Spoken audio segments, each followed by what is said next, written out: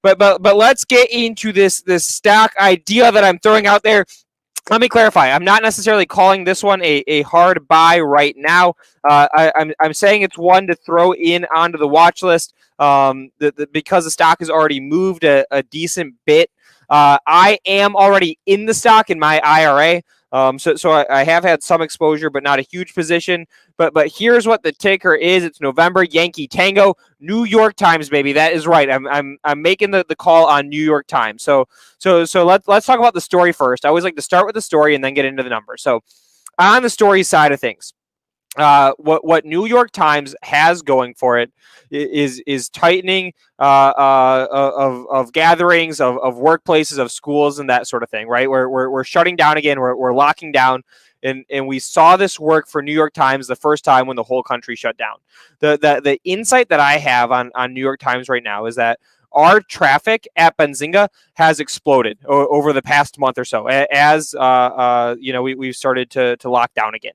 And so this trend, I've talked to other publishers, a lot of folks are seeing this trend where, as schools are shutting down again, as jobs are going back to remote and that sort of thing, that they are seeing traffic rise. New York Times is your pure play public company stock to get in on that trend. Second part of the story, I'll also allude to Benzinga.com. Premium content subscription have been flying off the shelves for us. We like to think it's because we do a great job, but we know that part of it, again, is related to there are just more people at the internet, more people at home. They have more things to read. The story working against NYT is that, a lot of the sexiness of the stories have been played out. The coronavirus isn't new and shocking and crazy and misunderstood as much as it was in March when we first saw this traffic explosion. We're also through the presidential election, but we do have a new regime coming in, right? And there will be a lot of news surrounding that, both on policy, on cabinet picks, and those sorts of things. So that's the story on NYT, right? I like the rising traffic. I like the strength that we see in our business with digital subscriptions. Digital subscriptions is what matters for NYT.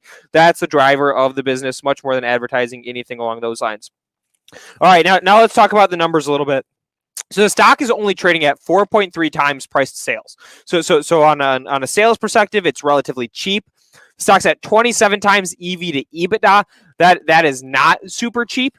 It's medium. I mean, compared to a lot of these high flying tech stocks that we talk about every day, it is super cheap. But again, 27 times EV to EBITDA, that is above the S&P 500 average, trading at 51 times forward EPS, but EPS has doubled over the past year. So I think the stock will fit into those multiples. Again, especially with my thesis, the story behind it of people are back home, traffic is exploding again, digital subscriptions should see a rise.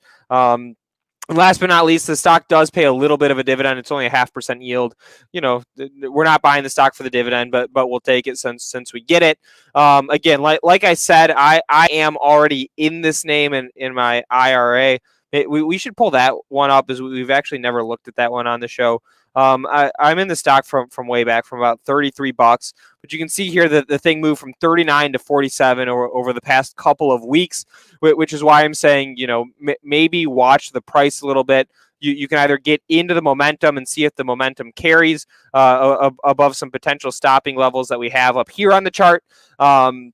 Otherwise, if we get rejected at those levels, the stock sells off a little bit. I think it's a great entry point. So I'm telling everybody, NYT, stock to consider, New York Times, that's the play.